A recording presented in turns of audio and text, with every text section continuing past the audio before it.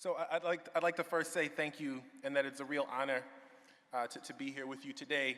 I spent 6 years completing my PhD and 5 years teaching in the School of Social Work as an adjunct instructor, and eventually as a full-time instructor. And so it's very good to be home. And so thank you to President Rooney, to Provost Callahan, and Dean Menon. Thank you especially to my many friends and mentors on faculty and staff here, especially to Maria Vidal de Hames, who gave me my first opportunity to publish in an academic journal, and to Susan Grossman, who I worked with as a graduate student on her important research on homelessness, and to Stephanie Chapman, who took the chance to hire an overworked PhD student as an instructor a full decade ago. Thank you especially to the family and friends who have gathered here today to celebrate with their loved ones. And thank you to you, the Loyola University School of Social Work class of 2018, whose accomplishments are impressive and whose work is at this point and in this season just beginning. Now, I've been asked to say something to you that might help you go about to do good work, and as is our motto, to quote, set the world on fire. And I do have something to share in this regard. To say that you are joining our profession gives us great hope is an understatement. The field that you chose is not just a necessary one, but one that requires something special, and I don't say this lightly. It's a field that compels us to give of ourselves, one that situates us in between the people that we care for and the organizations and institutions that serve their needs, and the neighborhoods and communities from which they came, and the laws and policies that could and should help them to thrive, but all too often constrains their lives, and to the cultures and social institutions that celebrate them on one hand and denigrate them on the other. We are a field that celebrates what an anthropologist might call our liminality. That is, we straddle social situations existing and indeed moving between and betwixt the social worlds of the people that we care for and the structures and places that they hope to belong to. This in-betweenness is a fundamental part of our profession, and it positions us uniquely to bring about social change. That is, our very positions as social workers situate us in such a way that if we pay attention, we might be able to change the world and indeed change it for the better. And while this is all true, it is also true that you have chosen to embark on a journey in a field that, unlike others, begins its work from a position of care. This is a radical position. We do not start objectively. We take a side, and we are on the side of the poor, and we are on the side of the racialized, and we are on the side of the denigrated and the sexually assaulted and the misunderstood and the marginalized.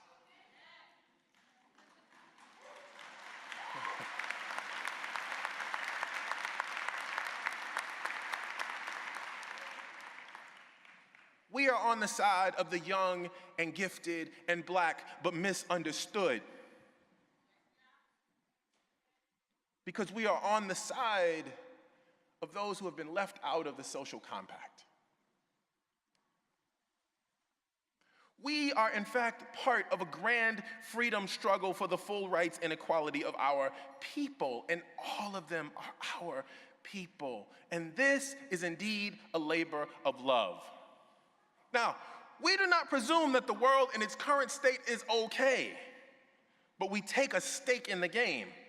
We value evidence to the point where we cannot ignore science, but we embrace the realities of our world, and what our world shows us is that there is indeed needless suffering.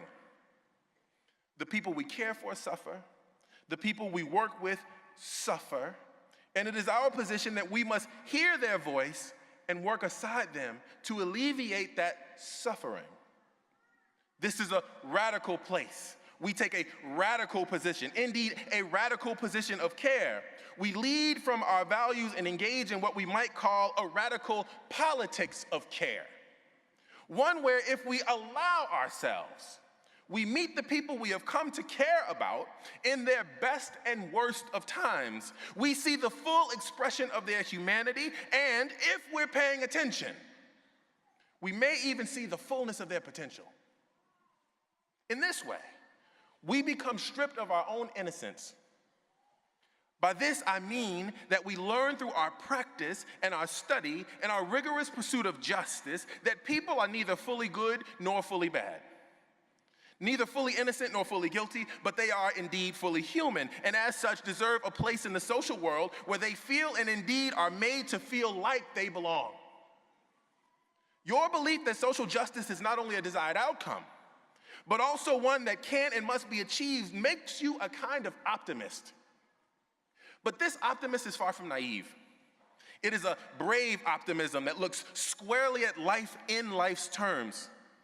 It does its best not to flinch, though at times it wants to. It takes in the whole of life. It sees and hears and bears witness to life's greatest pleasures and pains, its moments of sadness and celebration. It is the kind of optimism that makes you sit with a kid you just met and listen when they tell you about the hardest moments in their lives. That makes you work on behalf of the refugee, of the fatherless, of the former prisoner, of the pariah classes of people who have done things others label deviant, dependent, and at times deviant, dangerous, and heinous. But you don't just listen. You hear them. You, in fact, believe them. You help them confront their pain and work to shape the world in such a way that even the hostile world itself that rejected them is forced to make a place for them. And in the best of times, we know that they make it through. And they come back and they thank you years later, the lone voice of reason, the one who heard and helped them. But it is also the kind of optimism that knows that many of the people we care for and for whom we put our lives on the line will not make it through. It is the kind of optimism that does not turn away when the reality is grotesque or violent or painful, but it confronts that reality and works to change it. Simply because you, in your radical politics of care and in your radical and brave optimism, believe that the child deserves to be heard and that the woman deserves to be believed and that the formerly incarcerated person deserves to have a place in the world.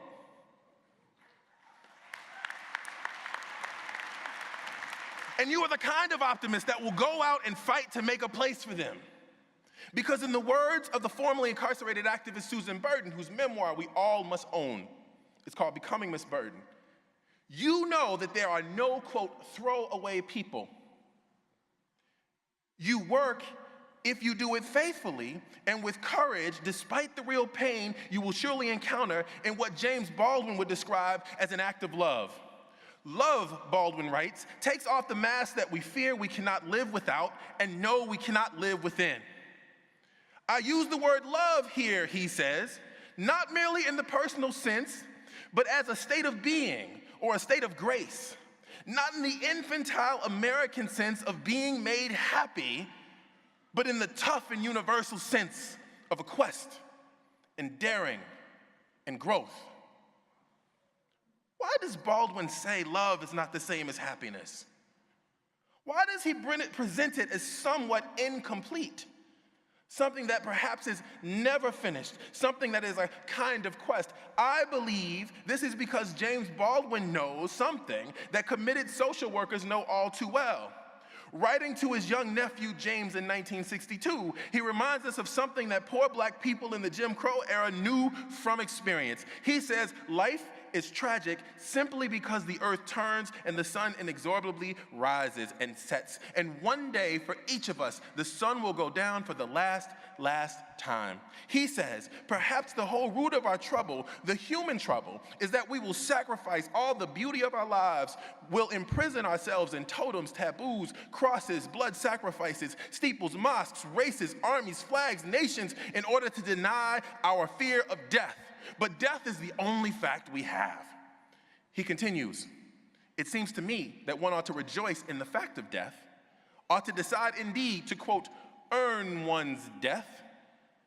If you ask him how does he do it, he says, by confronting with passion the conundrum of life. Our optimism is tempered by the lived experiences of the people that we care for, whose lives we work on behalf of, who We do not work. We know that we do not work with saints or sinners, not good or bad people, but fully human participants in a human community, who, if we allow ourselves to get close to be proximate, as attorney Brian Stevenson reminds us, we will meet them at their best and worst times. You did not choose a field because it would be easy. You chose it for love. And this love will allow you the strength and guidance to be close. And that closeness will allow you to be vulnerable. And that vulnerability will allow you to see the full potential of the least of these who live among us. And your love for justice will push you, if you let it, to make the world a better place. For that, I thank you, that you have endeavored to confront with passion the conundrum of life, to join and build a legacy within this beautiful freedom struggle, and to indeed set the world on fire. Thank you.